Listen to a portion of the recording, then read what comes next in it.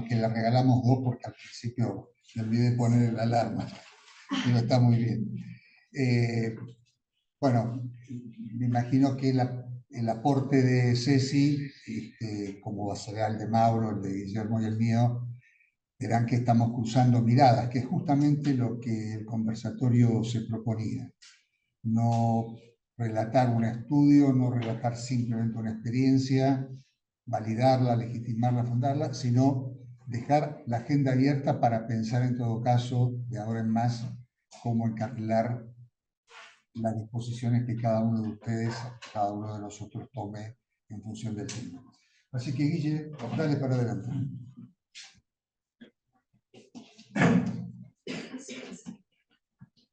Bueno, buenos días a los que están presentes, virtual o presencialmente. Como esto es un conversatorio, no presentamos ninguna ponencia, por lo tanto no es ningún planteo de carácter académico, sino de carácter doctrinario, es decir, que lo que yo voy a exponer es aquello que creo que debe ser hecho. En segundo lugar, lo hago desde una posición anfibia. ¿Qué significa anfibio? Significa que por momentos entré y salí de la academia a la función pública, salí de la función pública desde el año 2005 en adelante, no sé si les suena, y me dedico prácticamente de manera concreta a la actividad académica y de consultoría, pero siempre vinculada a la cuestión de la carrera y la formación de funcionarios públicos hasta el día de hoy.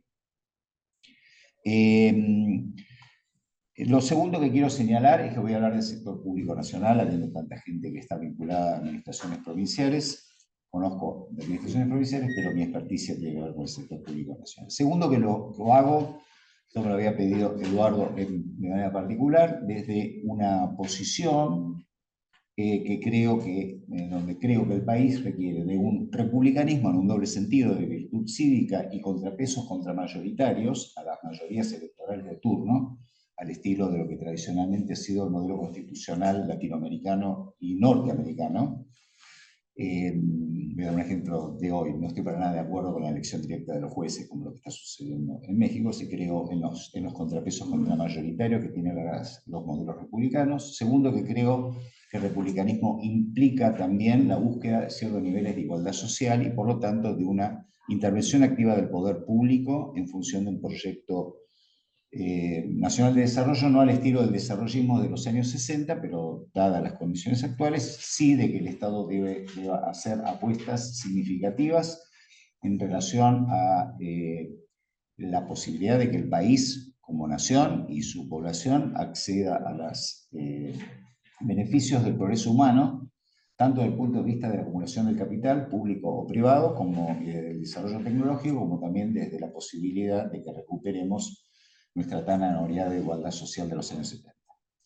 Y finalmente, que creo que todo ejercicio de la acción de gobierno y administrativa tiene que suponer una responsabilización de gobernantes y administradores por resultados y también responsables fiscalmente. Y cuando digo fiscalmente voy a ser muy claro, fiscalmente por el superávit financiero. Es decir, que nos sobre dinero después de pagar nuestra deuda, un país que ha venido siendo, digamos que se ha endeudado, se ha gastado más de lo que puede gastar de manera sistemática en los últimos 50 o más años. Dicho esto, que como ustedes verán, sin hacer un paneo por las opciones políticas actualmente existentes, puede ser que algún pequeño grupo de diputados que se autoproclaman republicanos en la Cámara de Diputados de la Nación pueda estar eventualmente representándome, pero ni siquiera creo que yo escriba totalmente sus ideas ni que ellos crean muchas de las cosas que yo voy a decir. Lo segundo, y ahora sí entro en tema, en relación al conversatorio, simplemente empiezo por dos cosas. El año pasado tuve dos discusiones importantes con colegas. La primera es que no iba a firmar ninguna declaración de la profesión que no estableciera claramente que el país tenía que ir al superávit financiero, porque estaba considerada que, dado el estado sistemático de déficit primario y secundario, el déficit se corregía por las buenas o por las malas, y se está corrigiendo por las malas. Segundo, que en algún momento alguien en un conversatorio también me preguntó qué desafío para el año que viene el sector público nacional en materia de empleo, y le dio exceso de personal, más o menos en el sentido de lo planteado por Cecilia, un exceso que viene de por lo menos el año 2003, de manera sistemática, con todos, absolutamente todos los gobiernos han tenido, en el Estado Nacional me refiero, no quiero hablar ni de los provinciales ni de los municipales, un exceso absoluto. Cecilia planteaba el otro día en nuestro preconversatorio la fórmula P por Q, ¿no es cierto? Mayor cantidad, menor precio. Con lo cual estamos pagando peor, cada vez peor, especialmente en funciones y posiciones y profesiones críticas, porque tenemos un exceso absoluto de personal cuyas funciones no sabemos cómo inventar. Y voy a dar otro dato, digamos, el doctor Menem dejó la presidencia de la Nación en la Administración Central y Descentralizada con uno de los institutos de carrera existentes en aquella época, era el Sistema Nacional de la Profesión Administrativa, con 1.100 posiciones ejecutivas, hoy hay 3.800. Digamos, no agrego mayores comentarios. Y esto ha sido sistemático, porque las 3.800 las dejó Cristina, más o menos lo mantuvo la gente del gobierno del cual Cecilia formó parte, y también la ha mantenido el gobierno del presidente Fernández, y lo que no se corrige por las buenas, se corrige por las malas.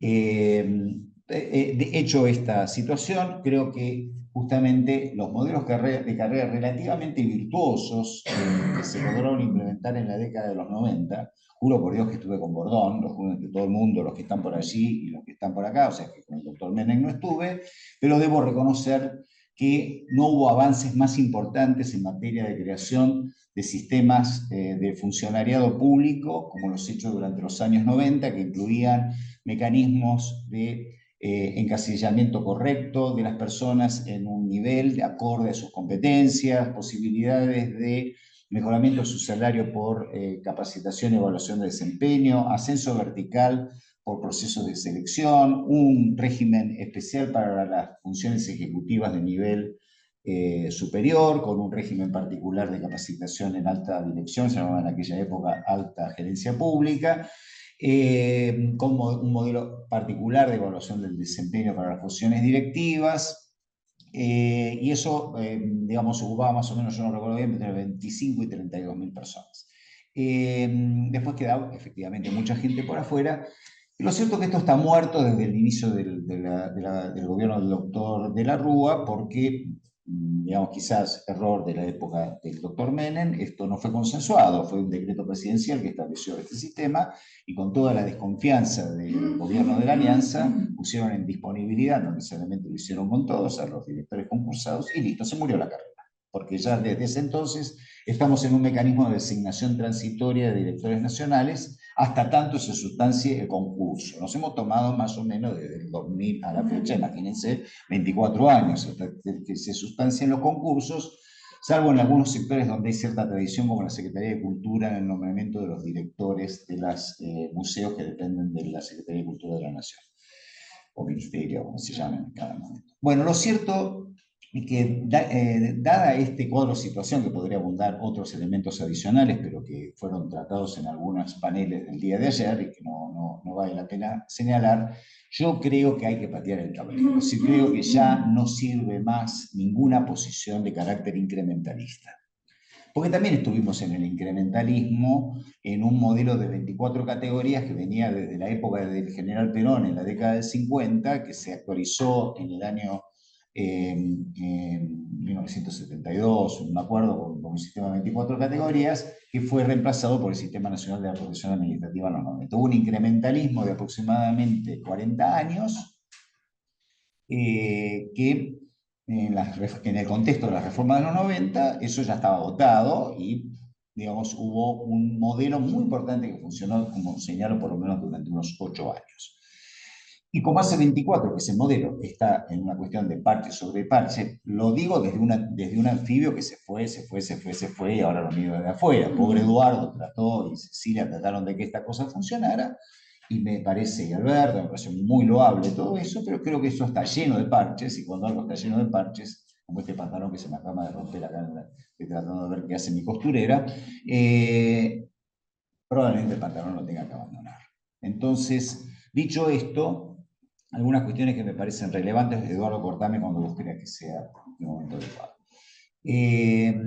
Primero, creo que hay que corregir un problema grave que ha venido sucediendo en los últimos años, que se agravó durante la gestión de Cambiemos, y que continuó durante la gestión del presidente Fernández y hasta ahora también continúa, y es el hecho de que no dependen del mismo diseño institucional, ministerio, secretaría de presidencia, como fuera, la Dirección Nacional de Organización y la Dirección de Empleo Público y el INAP.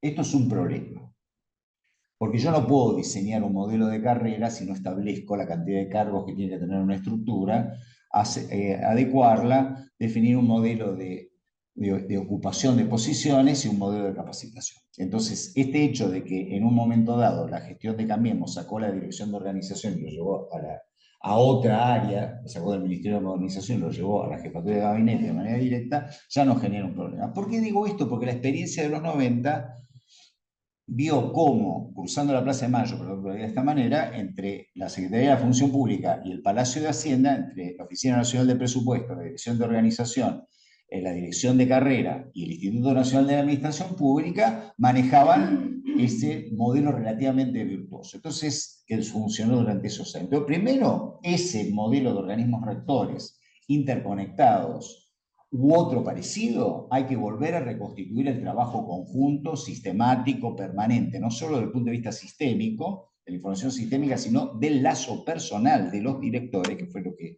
hizo que aquello funcionara en aquel momento, para efectivamente empezar a trabajar. Segundo, creo que es muy probable que tengamos, yo por lo menos querría rever, en esto voy a ser un poquito disruptivo seguramente con respecto a mis amigos y colegas, creo que hay que rever esta idea del empleo público y creo que hay que volver a la vieja idea de la función pública o del servicio civil. ¿Qué quiero decir con esto? Que como todo lo anterior ha venido deteriorándose de manera sistemática, mis compañeros del sindicalismo me van a matar, pero voy a decir lo que pienso. En un congreso creo que tiene que haber una función pública o servicio civil, no solo función directiva, sino personal profesional, puestos claves, manejo de sistemas administrativos transversales, etcétera, etcétera, con selección por mérito y estabilidad, y luego un modelo de empleo bajo convención colectiva de trabajo y sin garantía de estabilidad. Yo no entiendo por qué un chofer del Estado tiene estabilidad y el chofer de una empresa privada no lo tiene. ¿Sí? Ya a esta altura no lo entiendo. Es desigualdad entre los ciudadanos. ¿Sí? 2 minutos. Creo que hay que volver a repensar función pública y empleo público por otro lado. Segundo, hay que reducir el tamaño del personal. No podemos mejorar la calidad de los sueldos si esto no lo resolvemos. Y las nuevas posiciones de las que se habla hoy día, director de tecnología de la información, de seguridad de la información, de manejo de datos masivos, etcétera, etcétera, solamente lo podemos hacer si tenemos buenos sueldos. Comentario. El 1 de enero de 1993, puesto en marcha el Sistema Nacional de la Profesión Administrativa, un director pasó de cobrar $1.000, $1.000 a 4.500 pesos dólares. ¿Sí? ¿Qué significa esto? Que efectivamente había una posibilidad de captar talento que no se fuera del aparato del Estado Nacional. Pero previamente había habido un ajuste de personal y se podían pagar esos sueldos. Entonces creo que efectivamente tenemos que hacer una revolución en las remuneraciones disminuyendo personal.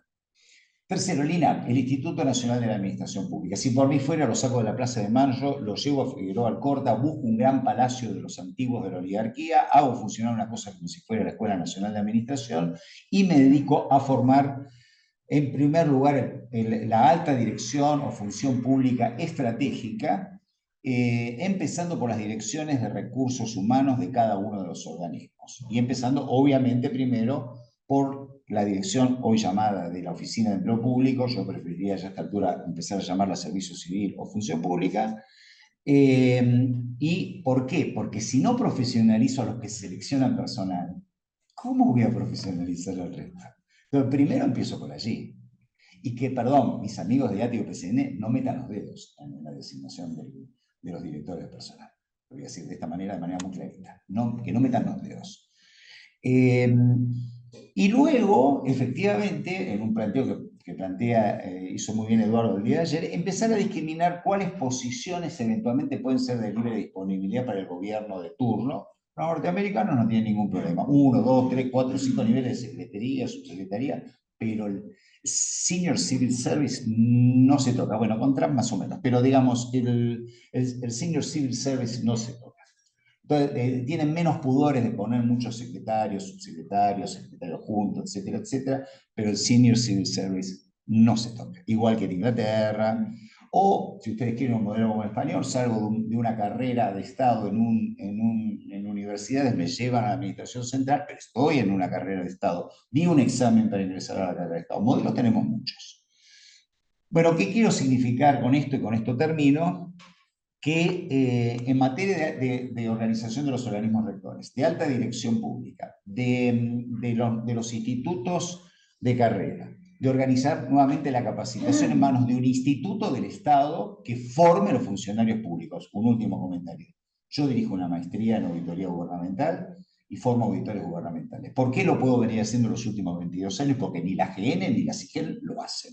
Porque si no, este señor que está delante de ustedes, que es un cuadro de un sindicato, no tendría por qué estar formando auditores del sector público. Lo tendrían que hacer los dos organismos rectores. Pues bien, no lo hacen. Entonces, como no hay escuela de formación, recurrimos a las universidades. Y que yo que doy clases desde el año 82, les puedo asegurar que ninguna universidad tiene la capacidad de sus docentes de seguir al día las tecnologías de gestión que se están desarrollando en el Estado Nacional. No hay ningún docente de ninguna universidad del Estado argentino y privada que entienda lo que es trámites a distancia y que se lo pueda enseñar a sus alumnos, porque no pueden estar al día. Lo único que puede estar al día son los institutos de formación del propio Estado. Creo en las grandes escuelas al estilo francés. La Revolución Francesa cerró las universidades, yo no pido eso, las volvió a abrir con la Segunda República de 1870 y el funcionariado francés se forma en los grandes institutos y escuelas de Estado.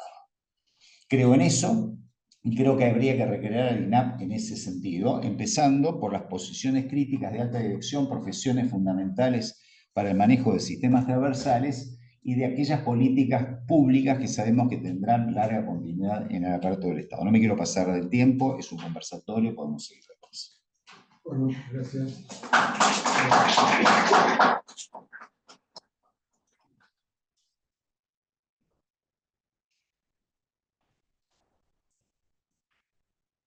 Mauro, ¿querés hacer uso vos ahora de la palabra? Dale, buenísimo, Eduardo, si puedo. ¿Me escuchan bien? Sí, sí, perfecto. Buenísimo. Bueno, en primer lugar, bueno, agradecerles a todos y a todas los que están ahí presentes y en la virtualidad, y nuevamente pedirles disculpas por haber tenido que estar en otro lado y no ahí en Córdoba como me hubiese gustado. Eh, y contarles que, bueno, algo comentaron Cecilia y Guillermo recién, y creo que Eduardo también.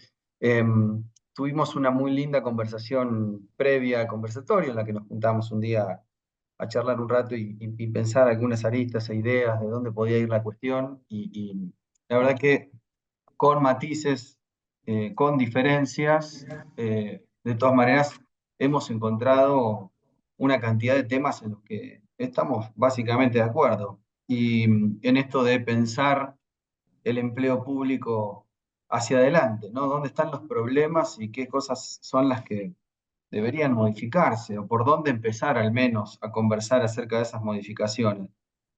Yo no me quiero estirar demasiado en el tiempo y además está también Eduardo, que juntos escribimos el documento que se presentó ayer sobre cargos directivos y el año pasado uno más general sobre el tema. Pero sí recoger algo de lo que dijeron Cecilia y Guillermo y ampliarlo con unos datos, ¿no? Digo, claramente la cuestión del empleo público nacional en particular, pero varias de estas cosas podríamos extenderlas al ámbito provincial y local, eh, presenta grandes simetrías y heterogeneidades que hay que empezar a resolver. Vamos, que haya más de 35 ordenamientos escalafonarios de carrera y retributivos diferentes, y que 14 o más tengan convenios sectoriales, da una muestra, digamos, cabal de ese rompecabezas, ¿no? Por otro lado, la alta dirección pública o la alta función pública, como mencionaban también Guillermo y Cecilia, eh, tiene una gran cantidad de excepciones en los requisitos que establece el CINEP, más del 77%, el 98% está con designación transitoria. Esto a todas luces indica que eso no está funcionando. Eh, y después vinculado a la relación laboral, digo, también que la dotación total del APN y otros entes, en más del 15% carezcan de una relación laboral formal y más del 40% largo del personal civil no sea permanente, eh, también es una muestra de que la cosa no está funcionando bien.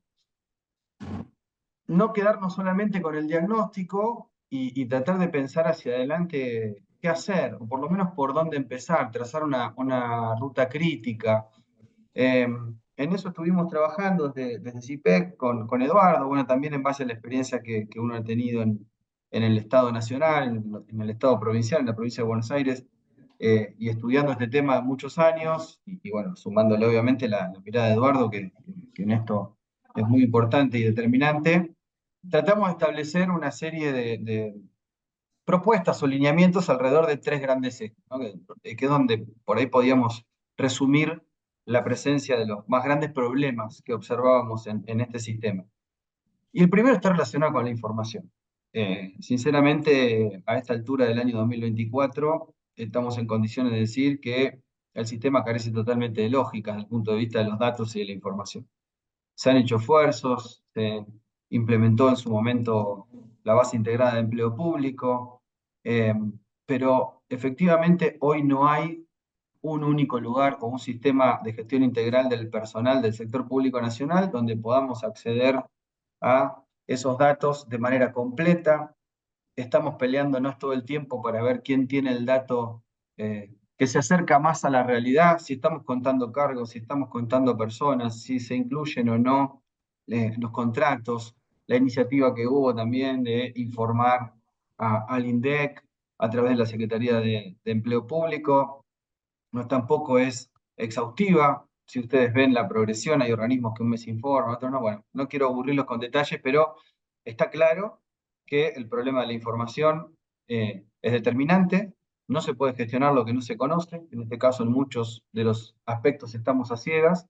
Entonces, una de las propuestas será que el Poder Ejecutivo tomara la determinación de avanzar hacia un sistema de gestión integral del personal para el sector público nacional. Pero eso solo no alcanza, porque, digamos, en segundo lugar, o el segundo gran eje que identificamos es una falta absoluta de planificación. No hay planificación de las dotaciones del personal, con una mirada prospectiva, algo que decían Guillermo y también Cecilia, ¿no? Digamos, por un lado, hablar de las cantidades tiene sentido si ponemos no solamente la magnitud actual y la comparamos con otros momentos, sino también qué pensamos y qué esperamos del Estado hacia adelante. ¿Qué dotaciones necesitamos para cumplir determinadas funciones dentro de cada jurisdicción, las entidades del sector público nacional, buscando resolver, por un lado, la cuestión de la previsibilidad y por el otro, la de la sustentabilidad fiscal, en la que claramente coincidimos. Y tener, entonces, un sistema de gestión de servicio civil que nos daría la información, tiene que ir acompañado del fortalecimiento de las áreas del personal, de los recursos humanos, ¿no? También lo subrayaba Guillermo con mucho énfasis. En eso estamos absolutamente de acuerdo y creemos que ahí tiene que haber una inversión profunda en el sentido de contar con las capacidades necesarias para poder después llevar adelante las modificaciones que habrá que implementar. Y por último, y que es inevitable también, es trabajar sobre el régimen de contratación del personal y la provisión de servicios personales. Algo vinculado a la parte directiva, comentó ya Eduardo ayer en un panel donde expuso el trabajo que escribimos, pero parece fundamental también abarcar ese ítem como algo inmediato y urgente. Y finalmente, trabajar alrededor del último eje que nosotros dimos en llamar algo así como la normalización. Tratar de que toda esta dispersión, estas asimetrías, estas heterogeneidades empiecen a simplificarse, se armonicen los regímenes laborales y los de negociación colectiva, se apliquen efectivamente los principios de idoneidad, mérito, capacidad de igualdad entre los escalafones, regímenes de carrera, y que eso esté acompañado de una política salarial equitativa, consistente y sustentable. El problema de P por Q, que charlábamos en la previa y tituló Cecilia y recién mencionaba también Guillermo, efectivamente es un inconveniente, no podemos pretender tener un servicio civil profesional si digamos, los salarios no acompañan esa profesionalización. Y por último, trabajar, sí, hacer un doble clic. No quiero detenerme demasiado en esto porque es algo que ya con todo detalle lo resolvió ayer Eduardo, por lo menos nuestro punto de vista, una propuesta, es trabajar fuertemente sobre el régimen de directivos superiores y los intermedios de carrera, que esté coordinado con un régimen de funcionarios designados por confianza política. Digamos. Nosotros creemos que los extremos han demostrado no funcionar, ni todo 100% concursado funcionó, ni tampoco el spoil system o la discrecionalidad total. Creemos que sí hay que darse el debate respecto de para qué cargos, en qué sentido podemos avanzar, pero que es necesario operar alguna modificación en ese ámbito. Y finalmente, y retomando algo de lo que planteaba Guillermo y también Cecilia, y en parte recogiendo algo de la experiencia, la cuestión de la capacitación. Digamos, y ahí lo vinculo otra vez y coincido con lo que mencionaba Guillermo de la remuneración. Existe un problema enorme a nivel mundial en relación a la competencia que hay en el sector de las telecomunicaciones, en la informática y las nuevas tecnologías para incorporar y retener talento. Esto todavía se profundiza más en los países de la región, en América Latina, una competencia de salario. No estoy distinguiendo todavía entre mercado y Estado, y si hacemos un doble clic y vamos a esa distinción, para el Estado, donde los mecanismos y la flexibilidad de esos mecanismos para poder contratar ese personal son mucho menos frecuentes, es todavía más difícil.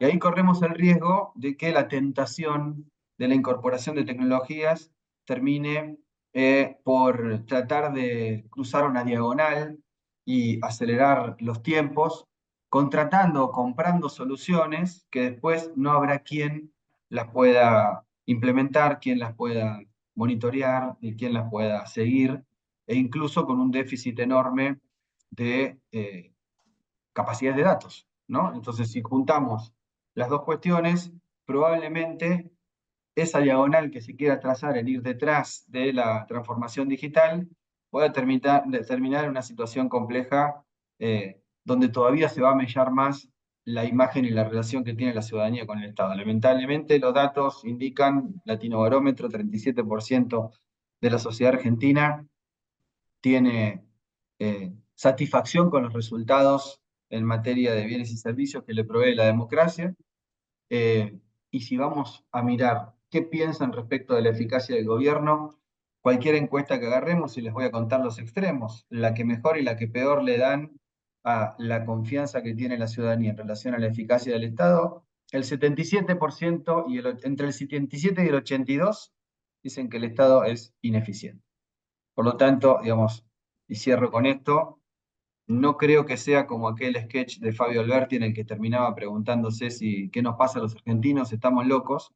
Evidentemente los resultados en materia de política pública que mencionaban antes, que tienen que ver con niveles récord de pobreza e indigencia, solamente 13 chicos terminan la secundaria en tiempo y forma, niveles insoportables de informalidad laboral, no creación de empleo formal. Bueno, no estamos viendo que la gente realmente tenga una percepción errada acerca del funcionamiento del Estado. Básicamente lo que hay que hacer es lograr que ese Estado acompañe un proceso en el cual se fortalezcan sus capacidades y pueda efectivamente, a través de contar con un servicio civil profesional, tratar de reconciliar y mejorar esa imagen que tiene la ciudadanía respecto a su funcionamiento. Muchas gracias.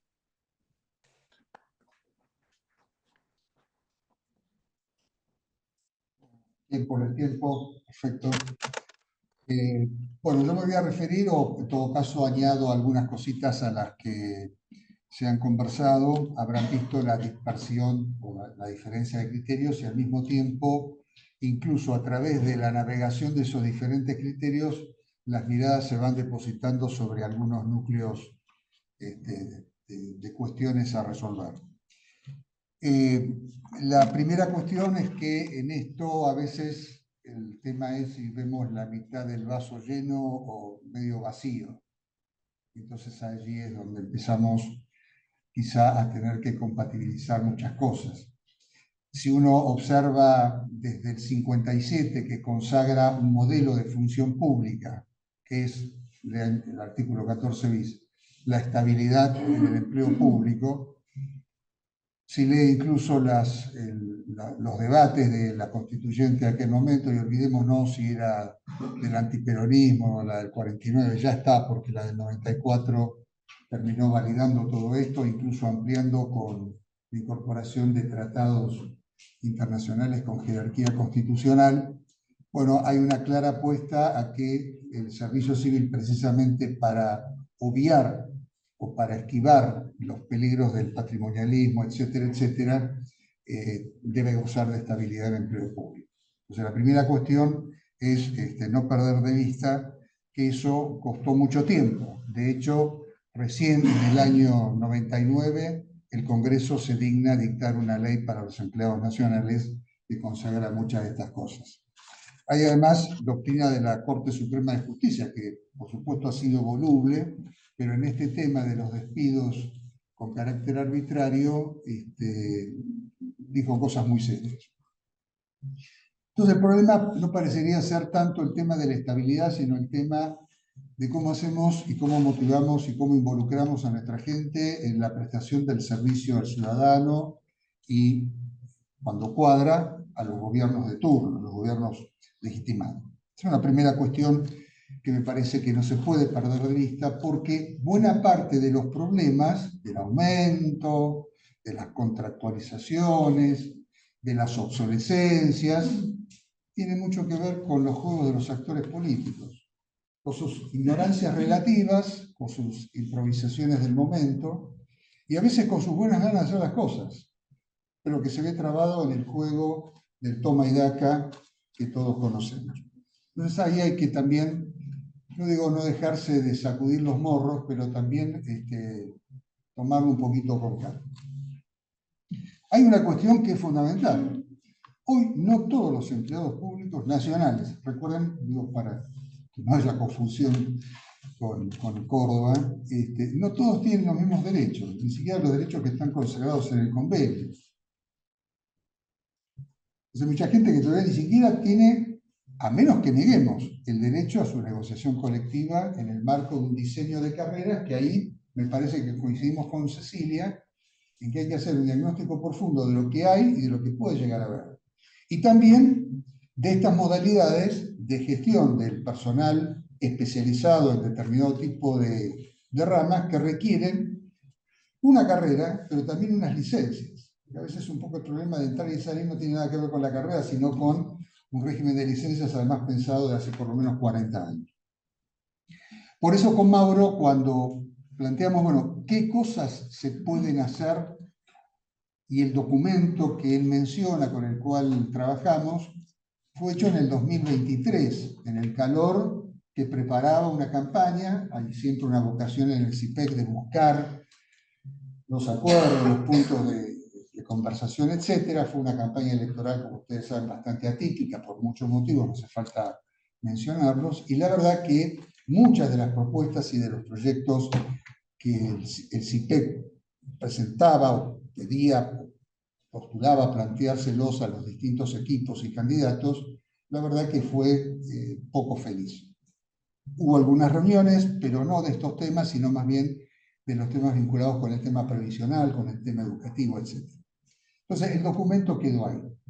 Ahora, el documento, ¿qué es lo que buscaba? Era instalar un montón de déficits que hay que afrontar. Uno de ellos, lo dijo Mauro, no podemos tener la dispersión. Hay gente, la mitad de la gente está en ley de contrato de trabajo, así que en los términos de Guillermo sería empleo público, está siguiendo la doctrina alemana y española. La otra mitad estamos en la ley de empleo público. Unos negocian por la ley de la parte privada. Hemos hecho el esfuerzo de meterlo en una ley, en la 2485, que es para el sector, la Administración Nacional.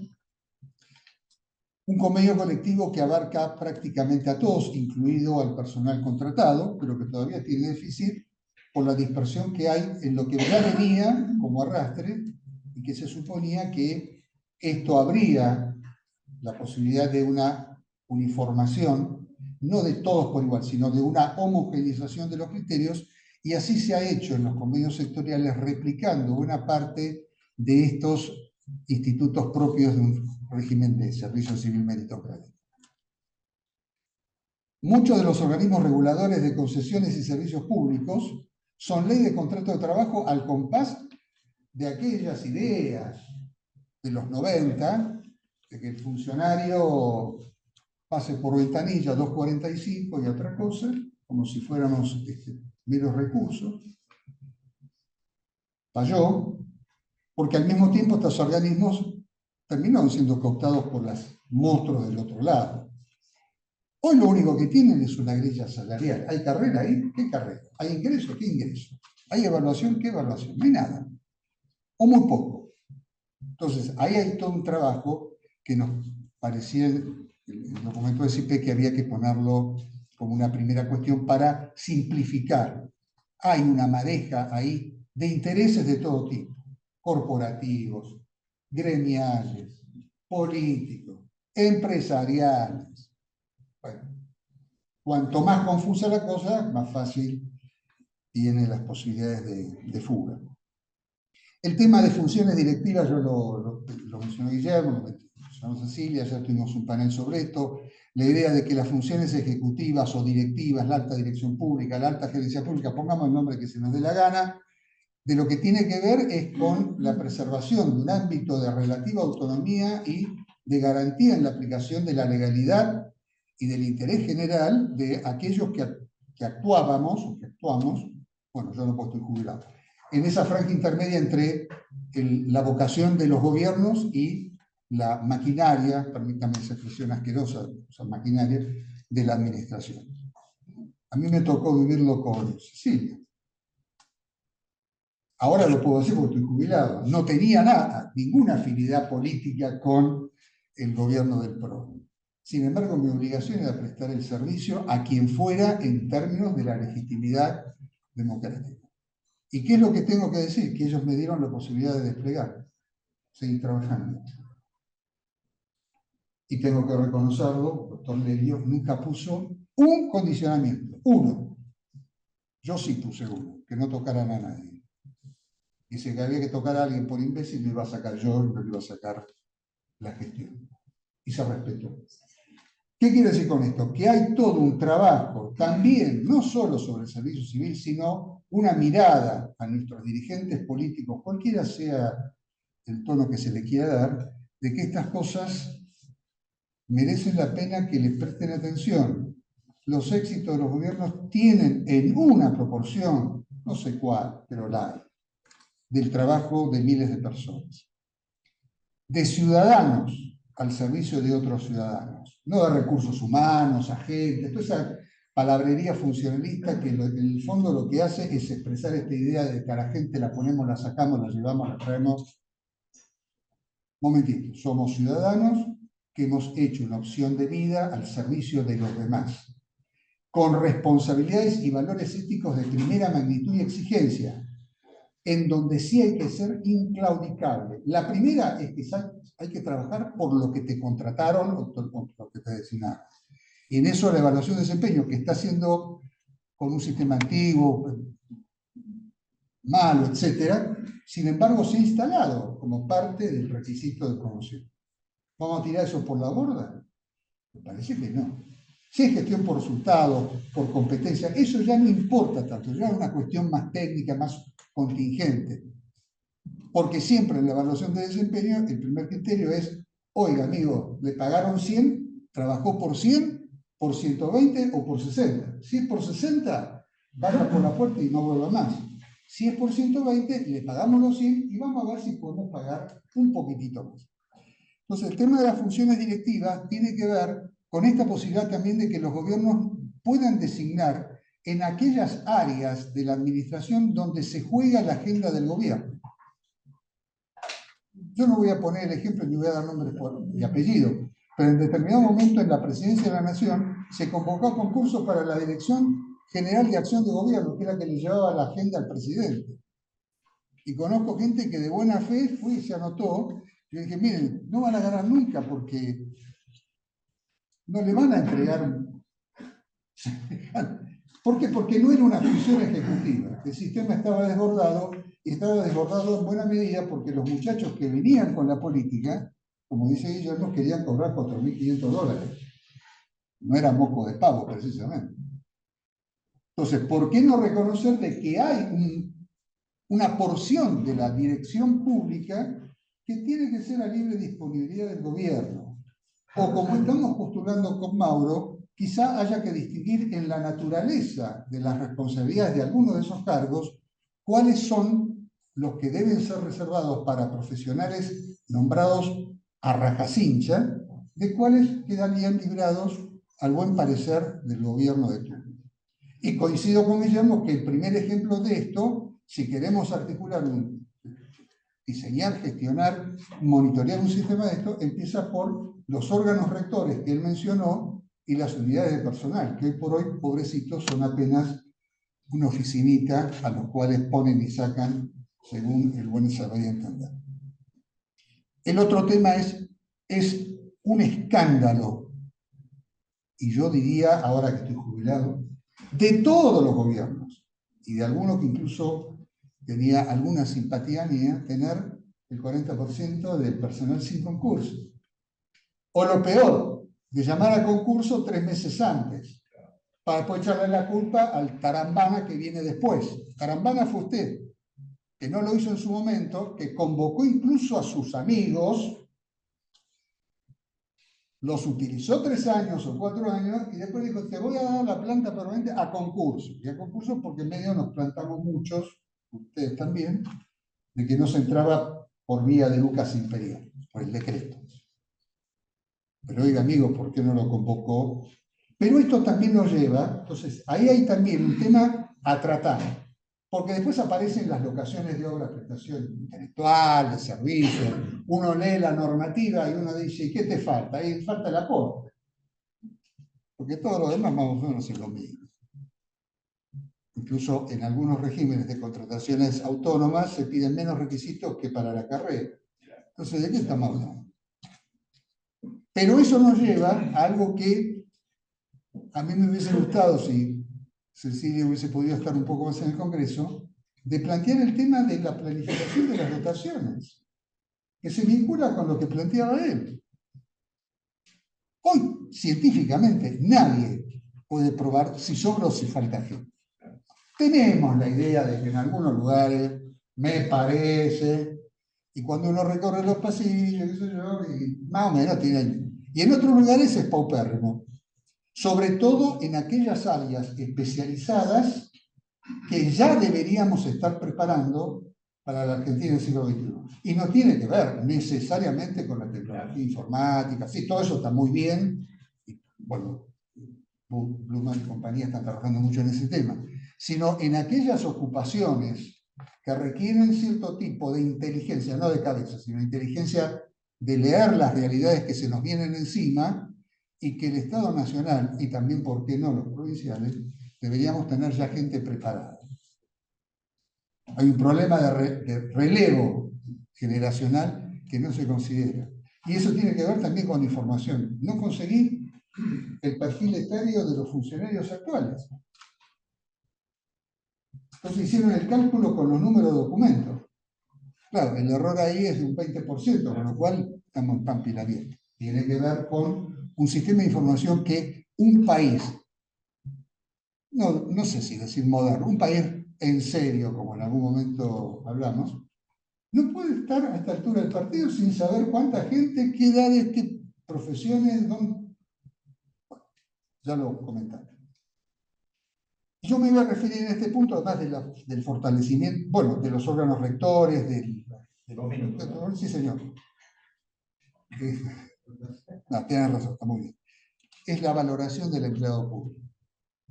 Está bien, cuando fue la pandemia salíamos todas las 9 como ganso a aplaudir a los pobres enfermeras, laboratoristas, ¿no? Vos estuviste en primera línea fuerte. Ahora, quien sale.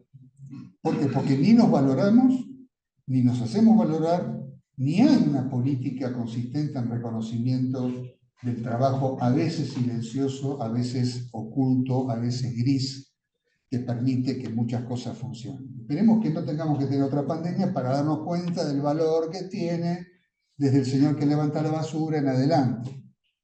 Pero eso es un tema que hay que plantearlo también, no para autoincensizarse, no para autoelogiarse, sino para realmente validar la función y la profesión del empleado público, que aún incluso con salarios y situaciones a veces contractuales muy, sin embargo han estado al pie del cañón. Y por último en esto, el tema de el buscar acuerdos, consensos y mesas de encuentro, porque ninguna de estas cosas se va a sostener en el tiempo si no hay una apertura.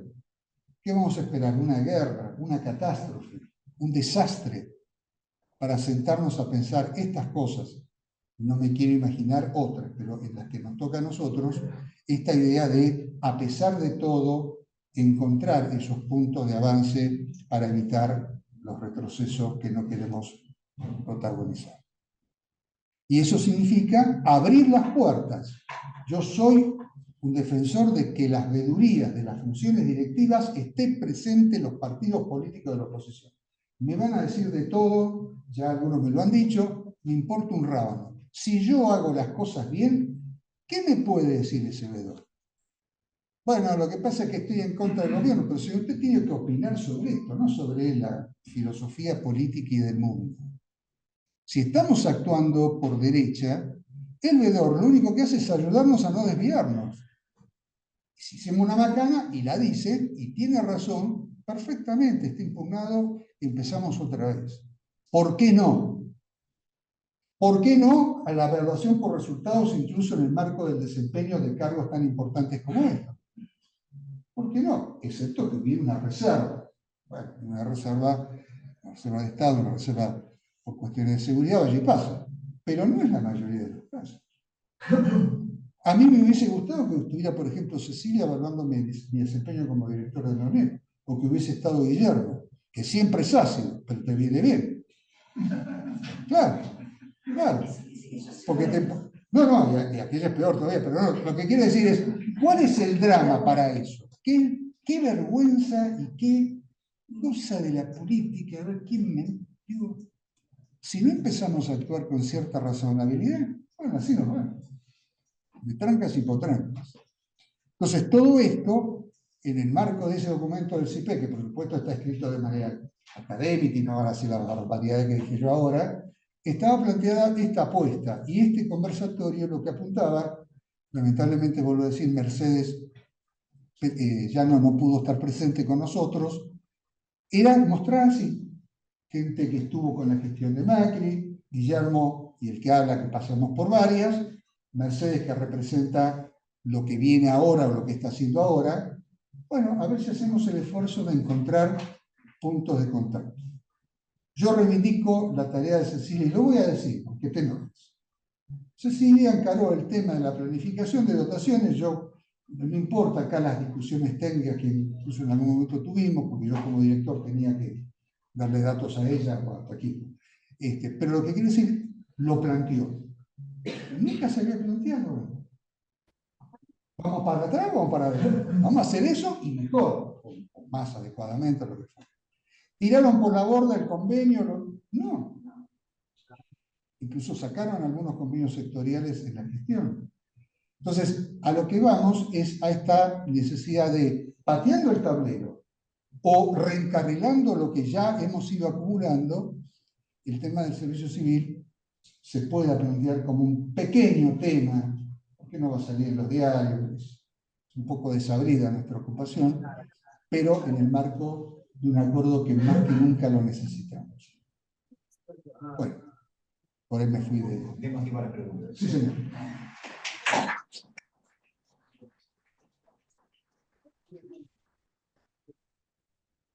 Bueno, si alguien no quiere hacer sí, una pregunta, mientras por ustedes el van chat, haciendo por preguntas, aquí. yo me voy a fijar en el chat. Muy experto. Yo quisiera hacer una pregunta. Más que preguntas, Sí, comentarios. es un conversatorio. Un conversatorio. Bueno. Es un conversatorio.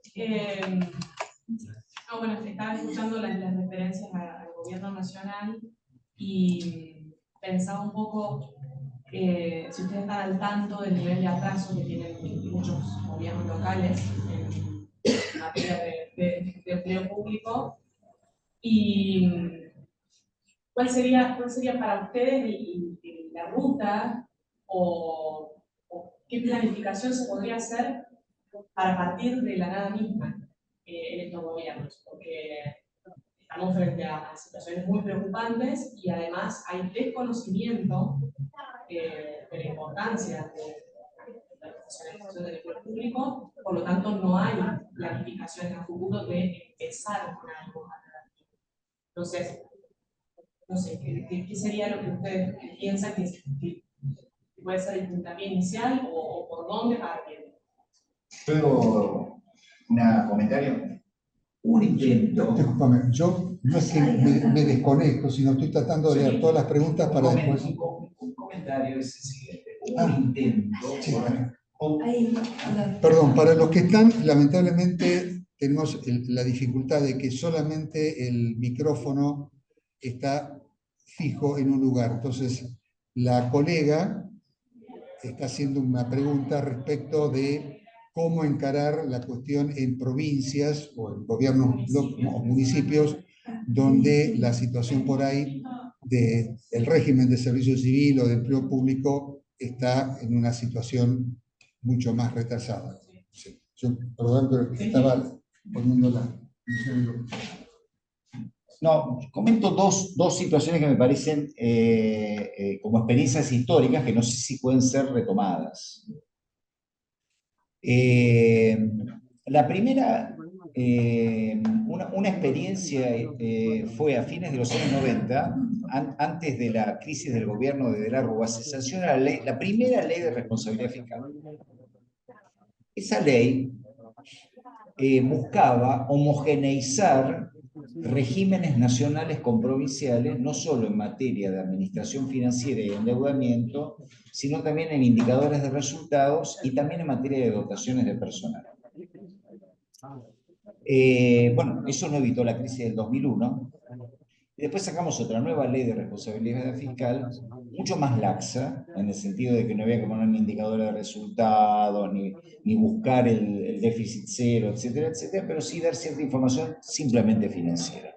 ¿Qué quiero decir con esto? Que en algún momento hubo un instrumento que era del tipo, si no hacer reformas de personal y reformas financieras, hay cierta asistencia de nación que no te voy a dar. Bueno, ahora, como lo que dije, lo que no se resuelve por las buenas se resuelve por las malas. 25 años después, este gobierno dice, no te doy nada, ni siquiera te estoy pidiendo que cambies nada, directamente no te lo doy. ¿Correcto? Aquello era un intento de homogeneización de instrumentos nacionales que no tenían por qué ser exactamente iguales, pero homogeneizar lo nacional con lo provincial. Una lógica de incentivo financiero, falló. La segunda lógica, más consensual, que le tocó dirigir a Eduardo durante bastante tiempo, y supongo que Cecilia también, es el Consejo Federal de la Función Pública, que es el intento, digamos, de intercambio más consensuado, más de transmisión de saberes, de modelos, etcétera, etcétera, pero que no es obligatorio, porque nunca hay que olvidarse que estamos en un régimen federal y con una constitución nacional que ha consagrado la autonomía municipal, cuyos alcances en materia de autonomía todavía no hemos terminado de definir. Entonces, no lo sé cómo responder a tu pregunta. Simplemente traje a colación dos intentos. Dos intentos que hubo. No, me parece que es muy distinto gobierno provincial que municipal. Los gobiernos provinciales tienen muchas estrategias, agenda política, a diferencia de los municipales. Me parece que hay un salto enorme entre unos y otros. Y además hay una ventaja que Mauro está contestando las preguntas en el chat. Segura, segura. Vamos, menos de que quieren. No, yo quería hacer un comentario. A ella, ¿Querés venir? No hay manera de que escuchen del otro lado, Gustavo. Claro. Hola amigos. No, retomando un poco lo que vos planteabas, en el empleo público provincial, aunque uno no lo crea, la mayoría de la gente de los empleos públicos entra por selección, por algún grado de selección. ¿Por qué? ¿Por qué estamos haciendo esto? El 60% del empleo público está en las provincias, los cuales se concentra en salud, educación y seguridad. Y todos entran por selección. La gestión administrativa es la compleja, pero es mínima en relación con el conjunto del empleo público. Por eso estamos considerando el empleo público como el tipo de traje y corbata que atiende en una oficina o la empleada que es el papel de ingreso. Y eso no es el único empleo público. Después yo quería hacer algunos comentarios respecto a lo que plantearon acá. El objeto del empleo público, no se mide exclusivamente por cantidad y sueldo. Si vemos la gente que echaron ahora en este gobierno, vemos que los salarios que tenían eran bajos, eran muy bajos los salarios. No es que echaron a los grandes directores, y el empleo público nacional representa el CINEP, el ex SINAPA, representa entre 20 y 24.000 empleos públicos. Nada con 3.800.000 empleos públicos que hay a nivel nacional. Por lo tanto, focalizar en un tipo que entró porque un amigo tenía, porque nadie entró por concurso, y tienen un contrato inestable, que son los artículos 48 o contratos temporarios, o como lo quieran llamar, la verdad que responsabilizar al tipo ese que gana 400 lucas por mes como responsable del gasto público es algo excesivo. Hay que visualizar. No es responsable, pero es responsable todos los políticos que generan la cantidad de empleo que tenemos en día. Totalmente, coincido. No es uno, perdón que me meta, no es uno. Son muchísimos. Y cierro. De los 25.000 empleados de planta permanente, existe un sistema, que es una broma del empleo público, existe un sistema para poder echar a los empleados públicos que no funcionan, que es la evaluación de desempeño. Dos evaluaciones de desempeño malas pueden echarlo. Pero ¿cuántos casos hay en la Administración Pública Nacional? Cero. Pero existe la posibilidad, digo, existe la posibilidad. Agrego un comentario. Bueno, ven armonio. Como dice un señor Vuelvo. Roma, Un comentario para que tengan idea de dimensiones. El empleo Nelson público Cardoso, nacional, por favor, cerrá el micrófono. Lo que pasa es que están contestando, hablando en el chat. ahí está, listo. El empleo público nacional en el mejor momento era más o menos 9% del presupuesto global. En la época cuando cierra la presidencia de Cristina Fernández, orilla el 14%, Macri lo deja orillando el 12%, a veces el 11% y pico, Alberto Fernández al 14%. Es un número alto, estamos hablando de 240.000 empleados, de los cuales solo 24.000 son CINEP, esta carrera histórica de gobierno, pero si tomo contratos a plazo, etcétera, ya el cierre de Alberto Fernández fue 240.000 empleados, nación. En el caso de los gobiernos locales, Ciudad Autónoma de Buenos Aires y provinciales, normalmente el inciso 1, no sé.